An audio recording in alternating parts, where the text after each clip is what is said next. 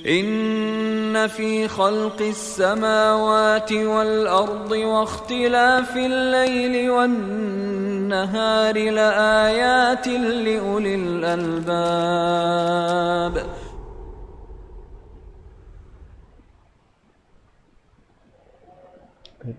Bismillah, Assalamualaikum warahmatullahi wabarakatuh. Innal hamdalillah hamdan katsiran thayyiban mubarakan fi kama yuhibbuna wa yarda. Asyhadu an la ilaha illallah wahdahu la syarikalah wa asyhadu anna Muhammadan abduhu wa rasuluh, amma ba'd. Taib, ahibatullah ahibai rahimani wa rahimakumullah ajmain. Bagaimana kabar antum sekalian? Anak-anakku sekalian, santri kelas 12 IPA. Taib, ya, mudah-mudahan Allah Subhanahu wa taala senantiasa memberikan kesehatan, ya, memberikan keberkahan, ya, kepada antum sekalian. Baik anak sekalian, semoga dimuliakan Allah Subhanahu wa taala, ya, kita bertemu lagi di mata pelajaran kimia, ya. Insyaallah kita lanjutkan pembahasan kita berkaitan dengan kelarutan dan hasil kali kelarutan, ya. Gimana, udah siap ya? Tip, mudah-mudahan untuk udah siap ya. Baik teman sekalian, pada kesempatan kali ini, ya, kita akan membahas, ya, berkaitan dengan kelarutan dan hasil kali kelarutan, itu sampai kita kepada bahasan, ya, memperkirakan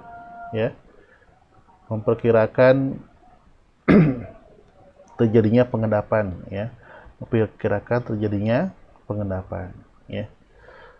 Baik teman sekalian, pada bahasan ini akan dijelaskan insyaallah, ya, bagaimana caranya kita dapat memperkirakan apakah terjadi endapan atau tidak apabila dicampurkan dua buah larutan elektrolit, ya.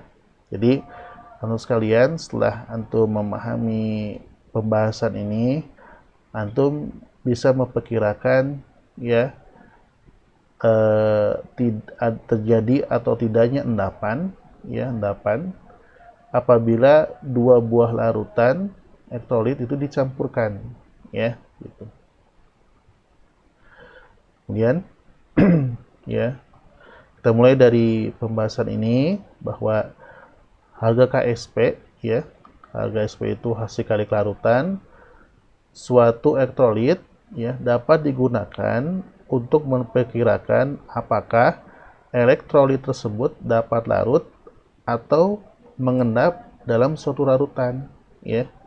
Jadi anak sekalian, yang menjadi patokan, ya, yang menjadi dasar kita bisa memperkirakan terbentuknya endapan apa tidak, yaitu dari harga KSP, ya, yang dimiliki oleh suatu larutan elektrolit atau oleh suatu senyawa elektrolit, ya.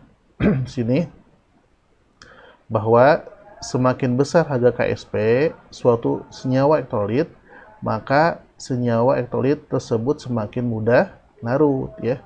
Jadi semakin besar harga KSP, ya, maka itu akan semakin mudah larut, ya, gitu. Sebaliknya, semakin kecil harga KSP, maka semakin suka larut, ya. Jadi kalau misalkan ada zat itu semakin suka larut, larutnya susah dalam air misalkan, maka dia memiliki harga KSP yang kecil, berarti, ya. Tapi kalau misalkan suatu senyawa elektrolit misalkan dia mudah sekali larut dalam air, maka senyawa elektrolit tersebut itu memiliki KSP yang besar, ya, yang tinggi. Nah, dari dasar inilah kita bisa memperkirakan bahwa jika suatu atau dua buah larutan elektrolit dicampurkan, itu terbentuk endapan atau tidak, ya. Jadi melihat harga KSP-nya. Ya, baik, kita lanjutkan.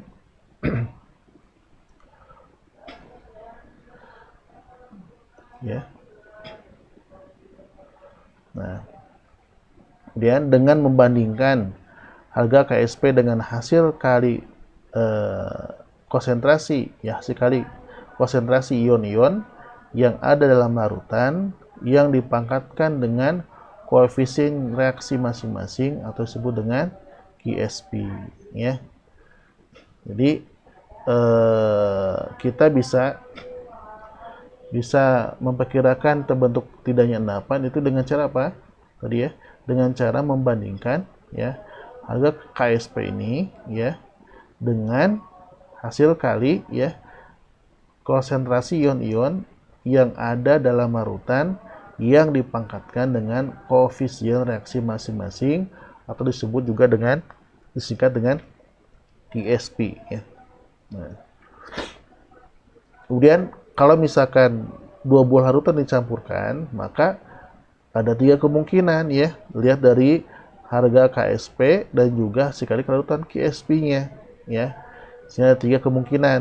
Yang pertama ya, jika QSP ya lebih kecil daripada KSP, maka larutan belum jenuh. Artinya tidak ada endapan, belum terbentuk endapan. Jadi ini kemungkinan yang pertama.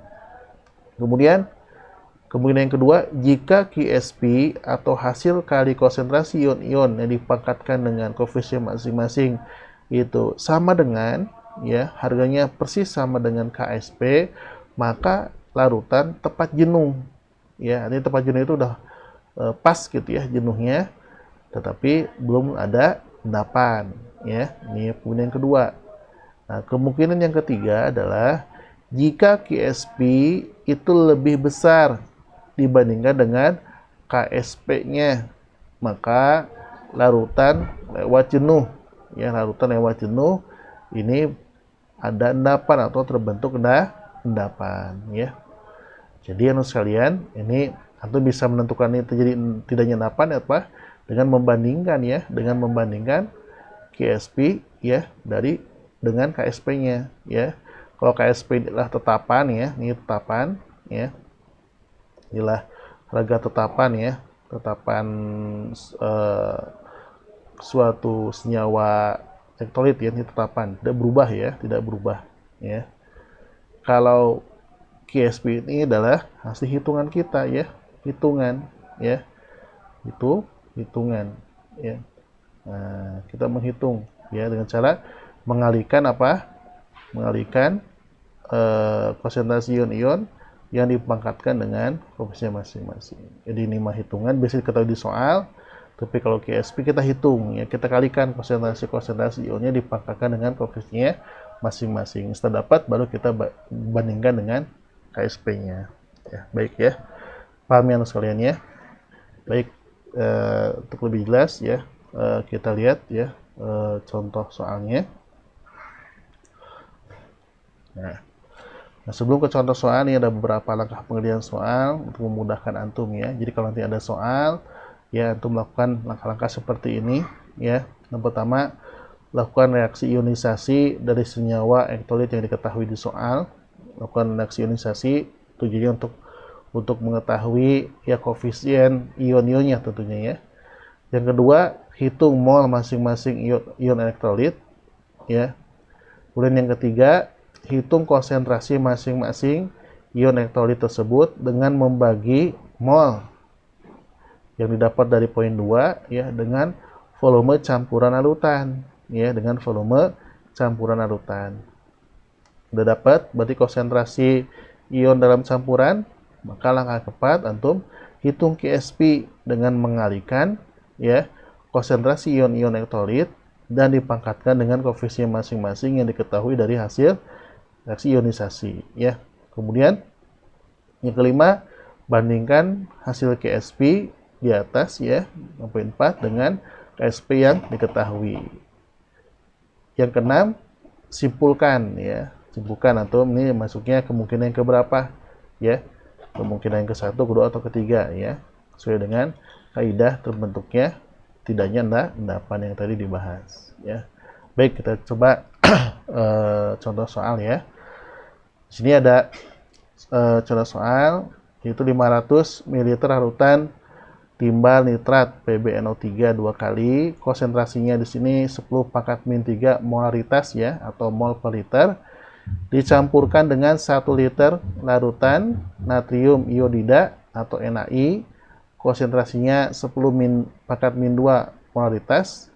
Nah, jika diketahui KSP ya, PbI2 sama dengan 6 kali 10⁻⁹. Nah, tentukan apakah terbentuk endapan atau belum ya. Jadi di sini lihat di soal ya.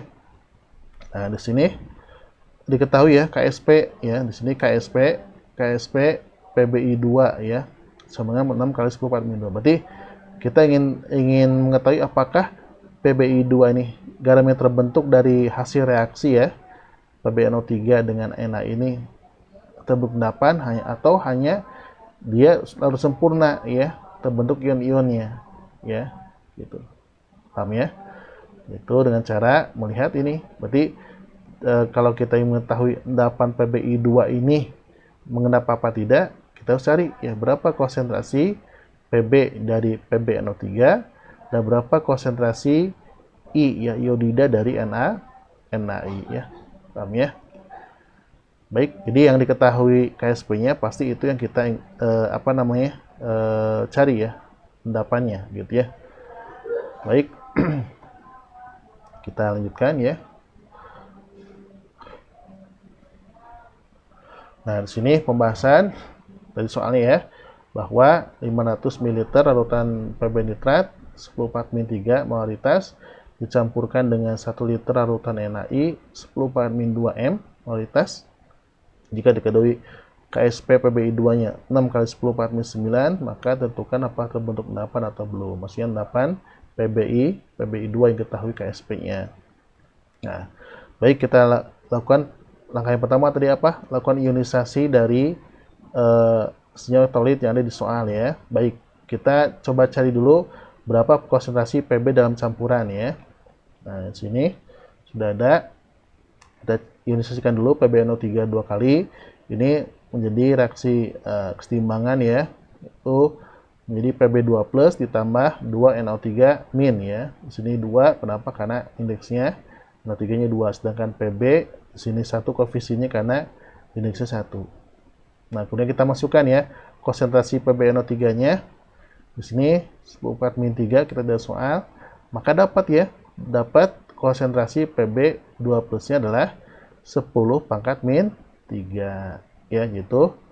Koefisien Pb ya 1 dikali 10⁻³ sama dengan 10⁻³ ya.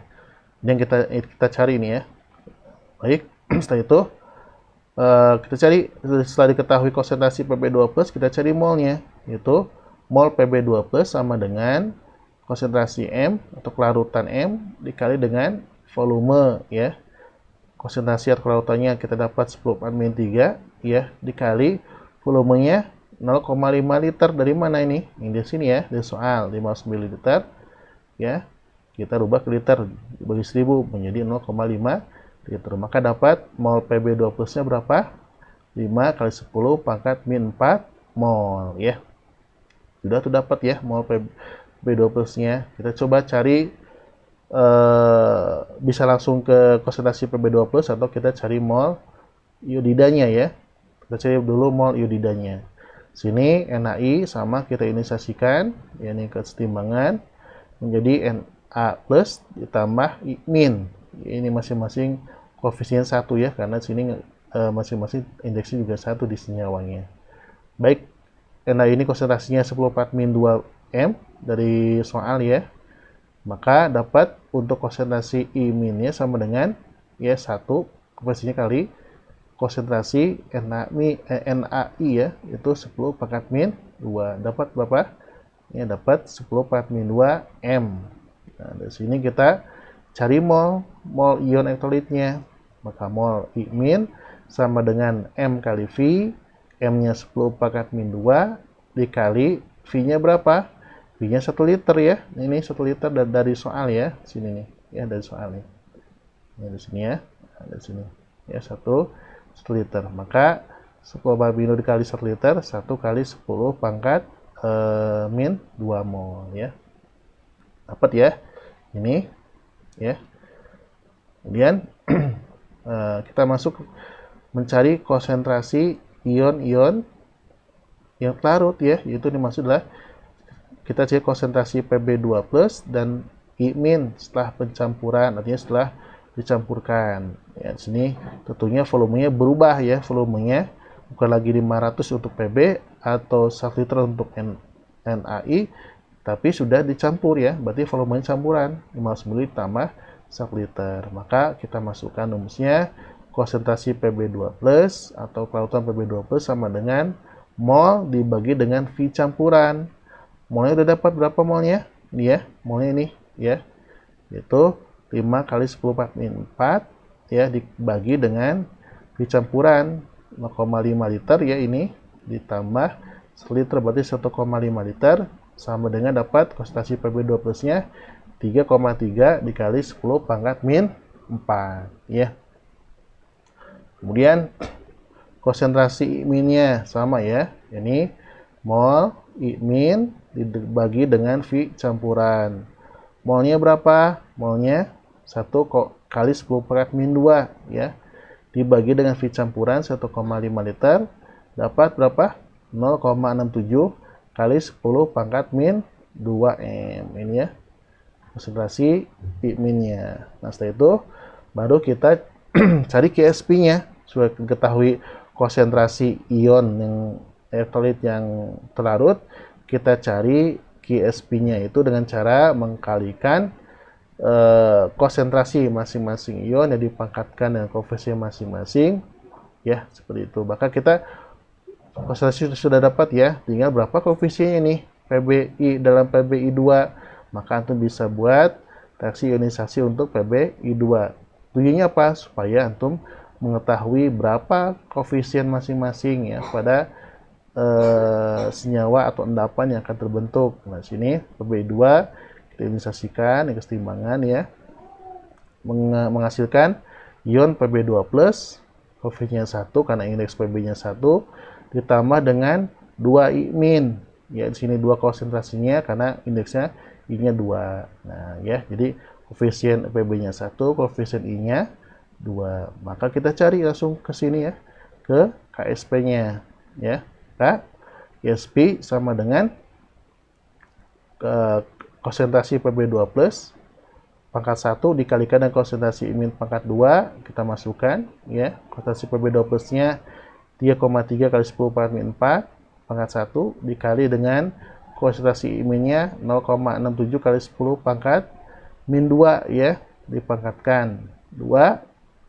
Nah, kemudian kita ini pangkatnya kita hilangkan pangkat 2-nya, maka menjadi 0,45 kali 10⁻⁴ ya, 0,67, kemudian 10⁻⁻-nya kalikan 2 karena pangkat kali pangkat ya, berarti min 4. Maka 3,33 kali 10⁻⁴ dikali dengan 0,45 kali 10⁻⁴, hasilnya berapa? Ya, 1,5 dikali 10⁻⁸ ya. Ini ya. Jadi dapat ya, harga QSP-nya ternyata ya adalah 1,5 kali 10⁻⁸. Nah, dari harga QSP ini antum bandingkan dengan harga KSP-nya. Nah, ya, harga KSP-nya 1,5 kali 10⁻⁸, sedangkan harga KSP-nya berapa di soal? Ini ya. Ini 6 kali 10⁻⁹. Coba antum bandingkan. Besar mana? Iya, ternyata besar QSP-nya. Lihat pangkatnya ya. Ini pangkatnya min 8 lebih kecil ya, dibandingkan dengan pangkat min 9. Artinya berarti QSP lebih besar daripada KSP ya. Maka akan terbentuk endapan PbI2 ya. Jadi karena harga QSP-nya lebih besar pada harga KSP-nya, maka terbentuk endapan PbI2 ya. Jadi seperti itu ya. Nah, ini kita bisa memperkirakan ya. Ternyata kalau 500 ml PbNO3 10⁻⁻3m dicampurkan dengan 1 liter NaI 10⁻⁻2m, maka terbentuk endapan PbI2. Kenapa? Karena harga QSP-nya lebih besar daripada apa? KSP-nya ya. Tapi itu barangkali ya paham ya. Silakan untuk pahami ya materinya insyaallah taala. Tapi barangkali itu saja ya anak sekalian yang ingin Ustaz sampaikan ya, berkaitan dengan ini. Mudah-mudahan Subhanahu wa Ta'ala berikan kemudahan kita dalam memahami ilmu dan menjadikan ilmu yang bermanfaat bagi kita, bagi Islam dan kaum muslimin ya. Amin ya.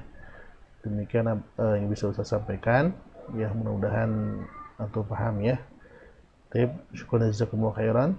Subhanaka syukurila anta astaghfiruka wa atubu ilaik ya. Assalamualaikum warahmatullahi wabarakatuh.